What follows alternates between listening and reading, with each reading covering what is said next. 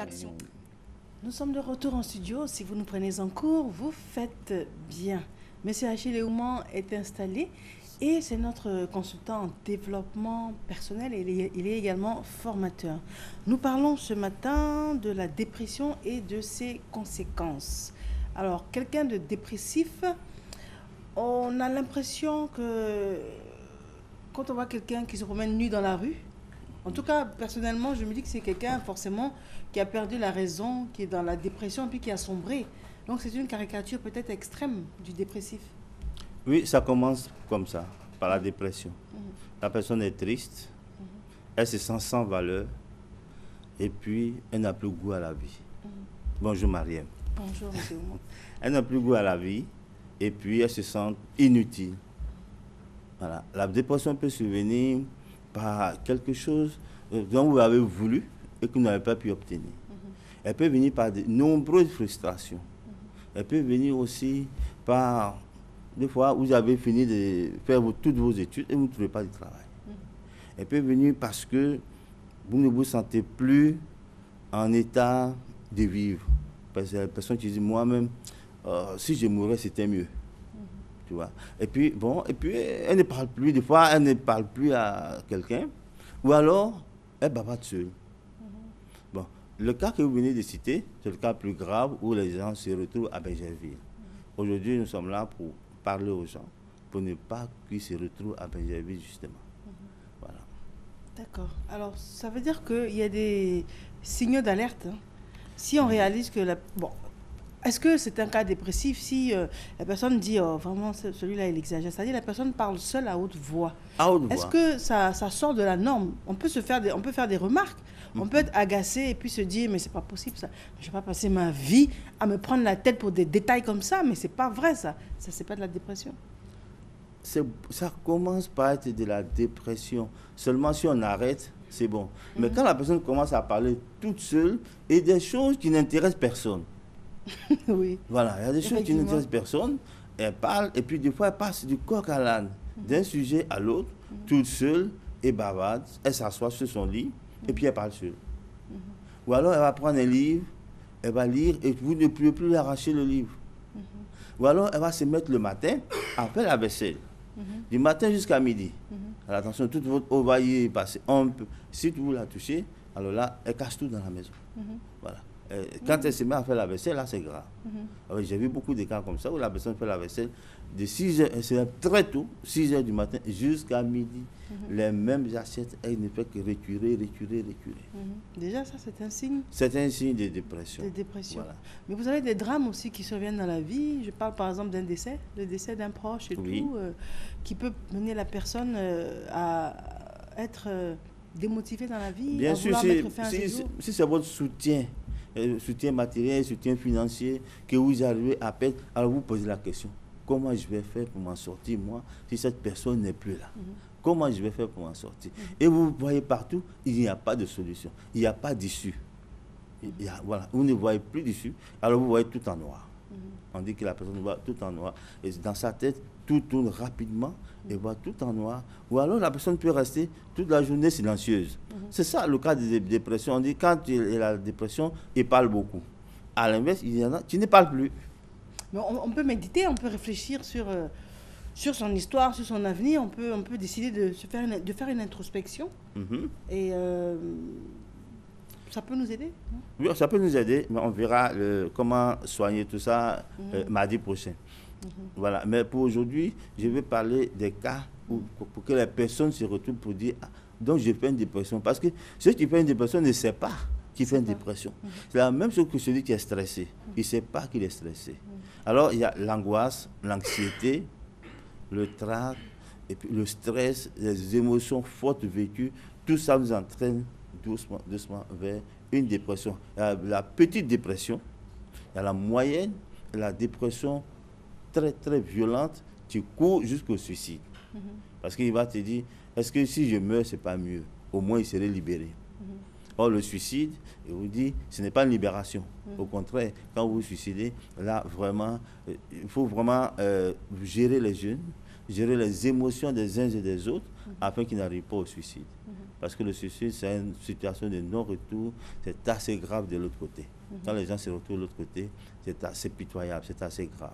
Voilà, il ne faut pas que les gens arrivent à se suicider. Or, si on ne gère pas bien la dépression, la personne peut aller jusqu'à se suicider. D'accord. Voilà. Mais quand on a une caricature de la vie où la personne perd dans la même année son père, sa mère, il n'a plus de soutien de famille, il était chez un tuteur, ce tuteur le met à la porte, il avait une fiancée qui le quitte pour un homme plus riche, par exemple. Il avait un enfant qui va à l'hôpital avec la mère de l'enfant, et puis l'enfant y reste parce que l'enfant, ils n'ont pas vu venir la maladie. À un moment donné, il a l'impression que toutes les catastrophes s'abattent sur sa tête en même temps. Exactement. Donc à ce moment-là, on ne peut pas ne pas être dépressif. Non, il s'assoit et puis il pleure. Il pleure tout seul. Il pleure, on ne sait pas pourquoi il pleure, mais il peut pleurer tout seul. En plus, il n'a pas de boulot, hein, j'ai oublié de préciser. Il n'y a pas de boulot. Il ne sait même pas comment il va manger demain. Alors, ça fait des situations de dépression. Là, bon, ce n'est pas pour justifier la dépression, mais tous les cas que vous venez de citer, qui vous arrivent dans le même temps. Il y a des gens qui perdent leurs deux parents en espace d'un mois. Mais on m'a raconté hier une histoire. Le monsieur est mort, un couple, hein, d'un certain âge, le monsieur est mort, et la femme, son épouse, donc, a pleuré, affligée et tout, et pleuré, est en train d'organiser les funérailles de son époux, et elle a mal à l'estomac, et le temps de se retourner, elle meurt le lendemain, en ayant déjà mis la photo du défunt par rapport aux veillées qui allaient commencer, et elle meurt. Alors que font les enfants? Mais justement, c'est la question que j'ai posée. Je dis, mais attendez, donc, dans la même semaine, les enfants perdent, et les proches perdent deux parents dans la même semaine, comme ça? Oui. Sans signe annonciateur en plus. Alors les enfants se demandent, encore si vous avez des enfants qui travaillent déjà, capables d'enterrer les deux. Mais s'ils ne travaillent pas, ils n'en sont pas capables. Ils deviennent quoi? Alors là, c'est des cas vraiment... On pense que c'est des cas extrêmes, alors que c'est des cas que nous vivons tous les jours. Moi, j'ai vu un autre cas où le monsieur est malade, il est couché à l'hôpital, madame ayant tout fait toute seule, se dit, je suis un peu fatigué, je vais rejoindre mon mari à l'hôpital le vendredi pour me reposer un peu, puis je serai à côté de lui. Elle rentre le vendredi. Samedi, elle est décédée. Ah, voilà encore autre chose. Voilà encore un autre cas. Et lui, bon, on le traite, mais la semaine d'après, lui aussi, il s'en va. Oui, c'est ça. Alors, qu'est-ce qu'on fait? Non, qu'est-ce qu'on fait? Alors là, forcément, vous allez faire une déprime. Le déprimé, comment on sait que la personne est déprimée? La personne va avoir une peur diffuse. Rien lui fait peur. Voyez-vous? Ensuite, la personne va avoir une inquiétude bizarre. Il n'y a rien de... Là, il n'y a même pas de décès. Il n'y a rien. Sans cause réelle, elle inquiète. Elle respire mal. Et on va regarder, par exemple, que la personne fait beaucoup d'insomnie. Voilà. Quand elle dort, au milieu de la nuit, elle se réveille. Et si elle s'est réveillée, là, vers 1h, 2h du matin, elle ne dort plus. D'autres même peuvent veiller toute la nuit. J'ai vu des gens qui on a donné des comprimés. Un comprimé peut te faire dormir 2 jours. Ils en ont pris 2. Ils n'ont pas dormi. Ouais. Ces personnes ne dorment pas, quels que soient les comprimés qu'on leur donne. Alors on va les mettre souvent sous comprimés, longtemps sous tranquillisant. Mais on peut dire que c'est un palliatif, ça ne traite pas la cause de la dépression. C'est assez bizarre. La personne peut avoir aussi des palpitations. Voilà, vous êtes là, puis vous voyez la personne transpire toute seule. Même sous le climatiseur, elle transpire. On va voir les mains, elle est angoissée parce qu'on va voir les mains moites. Les mains seront moites, ainsi de suite. Alors, le plus criard, c'est que la personne n'a plus d'envie. Voilà. Tu veux manger quoi? Je ne sais pas. Elle n'a plus d'envie. Ça va jusque dans le couple. Dans le lit, la personne n'a plus d'envie. Mais vous la trouvez normale. Et elle n'a plus d'envie. Elle n'a pas envie d'aller avec son homme. Lui n'a pas envie d'aller avec sa femme. Mais c'est des gens qui se comportent normalement. Là, ça devient plus inquiétant. Parce que plus d'envie, l'autre commence à te soupçonner déjà. Au lieu de t'aider, l'autre va te soupçonner et commencer à se retirer, à se séparer peu à peu. Alors ça aggrave, voilà. De la petite dépression, on va passer à la moyenne et à la grande plus tard. C'est ça qui est le plus souvent très très difficile à digérer. Donc ça veut dire que la petite dépression, elle est gérable? Elle est gérable, c'est comme... Mais est-ce que c'est normal d'être déprimé? Bon, quand vous posez la question comme ça, est-ce que c'est normal d'être déprimé? Il y a des situations où c'est normal. Ouais, ça peut vous arriver parce que c'est comme une émotion. Ça se déclenche tout seul en fonction des situations extérieures que vous vivez. Donc, dire que c'est normal, ça peut être normal, ça peut être anormal aussi.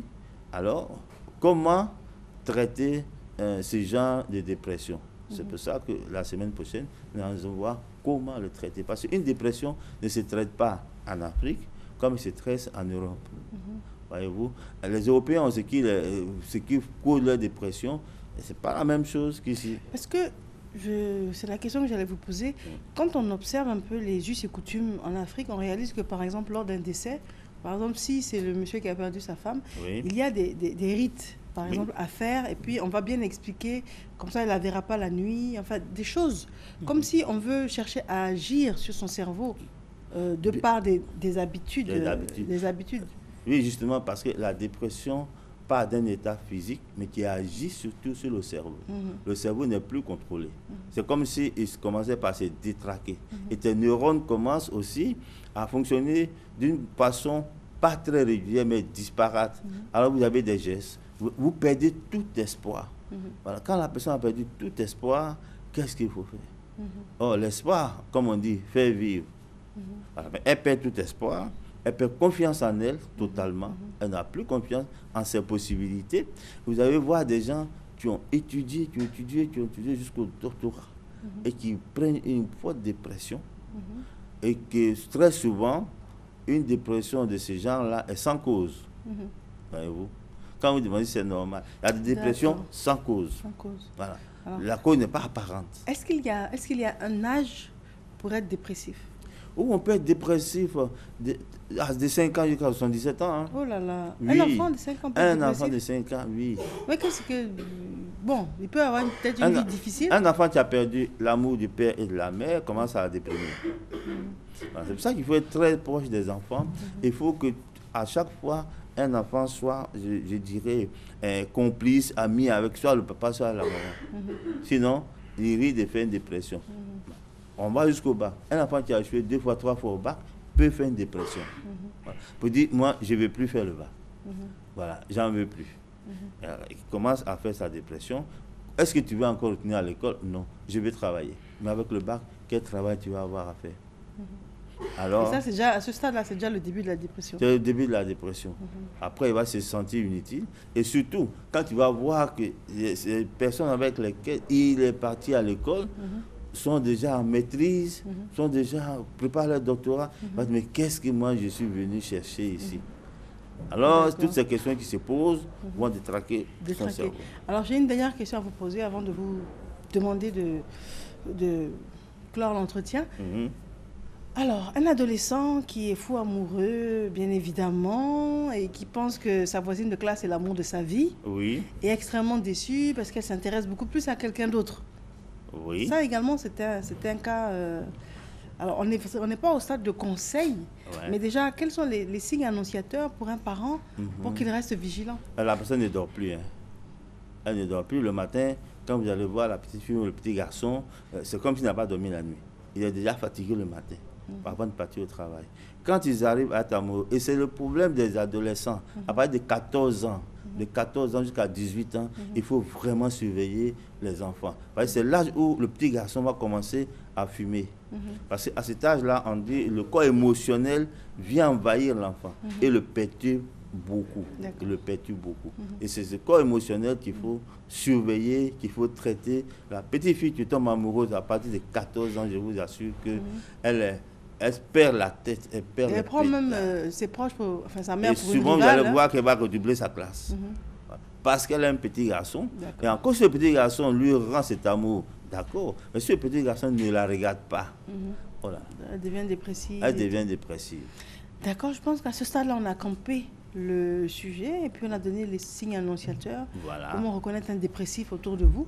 Maintenant, je pense que la semaine suivante, ça va être comment aider. Comment aider ces personnes-là. Voilà. Et pour terminer, je vais voir les signes annonciateurs. La personne commence à manger beaucoup. Elle mange. Elle devient boulimique. Hein? À tout elle mange. Ou bien anorexique aussi. Ça peut être ou alors, elle ne mange plus. Et elle commence amaigrir. Amaigrir et on va à l'hôpital, il n'y a rien. Voilà. Mais la personne maigrit, elle dépérit, et elle refuse de manger. Et tout ce que vous lui donnez, vous lui demandez, elle refuse tout. D'accord. Voilà. Monsieur Oumang? Voilà. Si vous rencontrez ce genre de personnes, vraiment, prévenez le médecin. Parce qu'elle va dire qu'elle n'est pas malade. Que c'est vous qui êtes malade. Ok. Voilà. D'accord. En attendant la semaine prochaine, Oui. comment vous jouez? 57 11 69 11. 57 11 69 11. Merci à tous les téléspectateurs.